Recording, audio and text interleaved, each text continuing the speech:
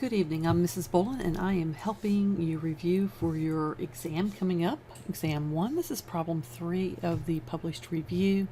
It says find the distance and the midpoint between 2 points, and we give you 2 points. -5, 2 is the coordinates of the first point, and -1, 1 is the coordinates for the second point. So we're being tasked to do 2 things. First, find the distance, and second, find the midpoint. It's important that when you solve problems like this that have a formula with 2 different points, that you let one be the first point and another one be the second point, and then that you're consistent. If you start mixing things around and you're not consistent, you're going to have errors. So the first thing we want to do is just decide which point is going to be point 1 and which one's going to be point 2. It does not matter if you choose -5, 2 to be point 1 and then -1, 1 to be point 2, or if we let -1, 1 be point 1 and -5, 2 be point 2. It doesn't matter. What matters is that you're consistent. So we're going to go ahead and we're going to say we're going to let point 1, whoops, my computer there is giving me a little bit of challenges. There we go. Point 1 be -5, 2, and we're going to let point 2 be -1, 1. Okay, you don't have to write it down, but I'm doing that because I'm teaching on a video. As long as you know which one you're doing, it doesn't matter. So if point 1 is -5, 2, that means that x1 is going to be equal to -5 and y1 is going to be equal to +2. And over here it means that x2 is going to be equal to -1 and y2 is equal to +1. Okay? Now we know how to substitute in for our first formula. We're going to do distance first. We know what x2 equals. It equals -1. We know what x1 equals. It equals -5.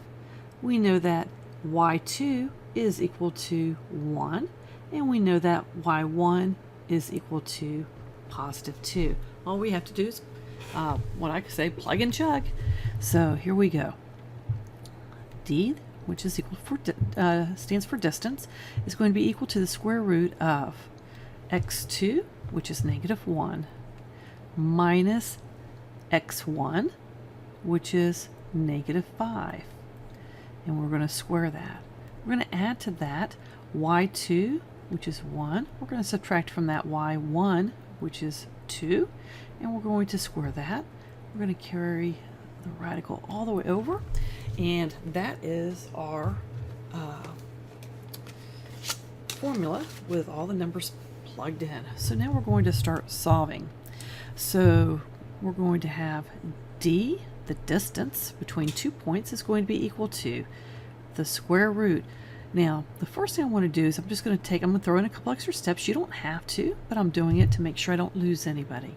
So we have a negative times a negative gives me a +5, and that's going to be squared, plus 1 minus 2 is going to give me a -1. So it's going to be plus -1, and that's going to be squared.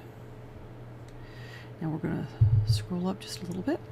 And so our distance is going to be equal to -1, okay, plus 5 is equal to 4. And that's going to be squared. -1 squared is just 1. 4 squared is 16 plus 1. So we get the square root of 17. So that is the distance between those 2 points. It is the square root of 17. And we could go ahead and put that in our calculator and find out what that is equal to decimal point wise, but there's no need to. This is sufficient. That's a sufficient answer. Alrighty, so the next part of the question is find the midpoint, okay, of the 2 points. So for our midpoint, that's going to be denoted as M. So we're going to say our midpoint in this case is going to be equal to parentheses, oops, sorry about that, So we have x1 plus x2. My x1 is -5, so it's -5 plus x2, which is -1 divided by 2. My y coordinate is going to be y1, which is 2, plus y2, which is 1 divided by 2. That's our setup. Now we have to do is simplify.